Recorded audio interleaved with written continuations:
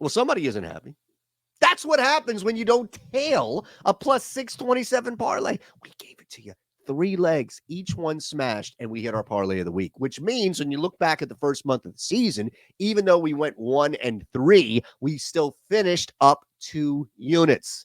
Amazing how that works, is it not? That's assuming that you're betting a unit each. You're betting a half unit, you're betting a quarter unit, whatever it is, you are up after that last smash. And you know what? We're going to do it again. Why wouldn't we do it again? Here's what I need you to hit. I'm going to hit this 3-leg parlay. Don't you worry. You can hit the thumbs up button and subscribe. Before we even jump into this, only a couple of states, but still, if you're in on this, you better jump in on this ASAP. So if Bet365 is in your state, New Jersey, Kentucky, Iowa, Ohio, Virginia, you start to look around. All right, 21 or older, gambling problem, call 1-800-GAMBLER. Although if you're in Kentucky, you could be 18. $5 gets $1.50, or your first bet safety net up to 1,000 in bonus bets. I'm gonna have some fun with this. In fact, I've even built something there for you before we get out of here. But I'm just showing you that this is a preview. This is a tease. That's all you need to do. Here's the thing: number one leg. A lot of people are not gonna like this. Don't you dare dime me out to anybody that's on the other side, like Walter Football, for example. Shout out to Walt. We're going to be doing some stuff starting this week right here on the channel.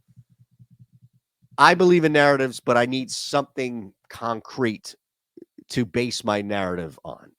I believe that you need to have something on the field that you can't just say, well, a narrative will push a team over the top. The team has to be there.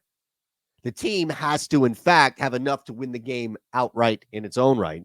Otherwise, the narrative stuff can only get you so far. Now, every now and again, you find an anomaly. Every now and again, you find something that kind of speaks against that. But it's difficult for me to think that with Nathaniel Hackett now on the team, the New York Jets, and Robert Saleh, seasoned coach, at least for a little bit, in tune with how the coaching carousel and all works, clearly aware of how things ended, and even the stuff that Sean Payton said about Hackett coming in. That's it. That's it. And look, you may not think that some random dude on defense is going out there trying to win one for the Gipper, a.k.a. Nathaniel Hackett, but you can believe this has been something discussed and talked about in meetings, from coaches to a couple of guys on offense. I guarantee you that Zach Wilson is probably thinking, or at least has thought about it, at least is brought up to him. So what's the missing piece right here? The missing piece is trust. The missing piece is how much can you trust this guy who just absolutely flat out sucks 9 out of 10 times? Because if you get that one, if you get that other, this is over. And the Jets win convincingly. I think you're going to get somewhat in between.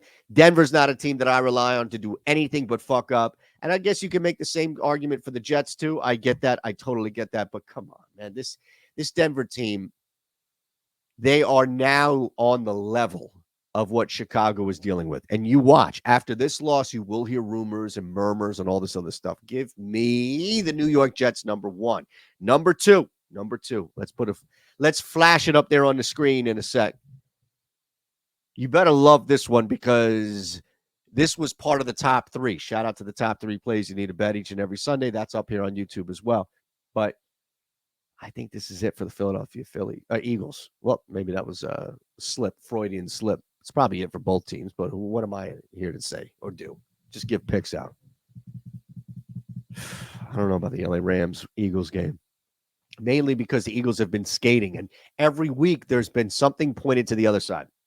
Well, this quarterback and this coach and this defense and these injuries. And the Eagles have skated. The Eagles have got by in sometimes just astonishing ways. But they're still 4-0, and they'd still deserve to be discussed that way. The difference, as you see, is that we love the Rams here, anything over 3.5. There's probably not much difference at all, but at minus 110 with that number at 4.5, there really isn't much. If you missed it at 5.5, you missed it at 6, it's okay. 6 is key. I get that, but in this case, this is a most likely Rams victory, and those points are just bonus. Matthew Stafford's hips bothering him. He has Cooper Kupp back. So long as Matthew Stafford can be wheeled out there, drop back 3 or 4 steps, and throw the football, the Rams are in good shape. The Rams' pass defense, okay, they're going to be up for a challenge, but they have at least met some of those. And look, the other part of this is you're dealing with a team that doesn't love to run anyway in the Rams. It's not like Sean McVay would rather hand the ball off to Kyron Williams, 40 times as a ball game. They want to throw. And that's how you can take advantage of it. Last one here. Look at this. New England Patriots, -1 against the New Orleans Saints. At one point, they were a dog. A dog. So what's changed through this? People recognize that Bailey Zappi is far from any fall off from Mac Jones. The only difference is preparation. That's the only difference between those two quarterbacks. How long do you have to prepare for a game versus a guy thrown into the middle of a game because somebody goes down or it gets benched, for that matter? That's what we saw. There is a game plan now with time leading up for the Saints defense, which is super good, mind you, to not ask Bailey Zappi to throw the ball 30 times to win the football game. That's going to be the main plan. So I love going there too. All right, there you have it. It's all in order for you. Jets with the points, Rams with the points, and we'll lay one with the hoodie. Hopefully this guy tails. He was really upset that he didn't tail last week's parlay. And I imagine you were too now, knowing that, oh man, this guy hit. What am I doing? Well, that's what we do. We hit parlays and we ask you to be involved. So you can be involved. Thumbs up, subscribe, and you won't miss it.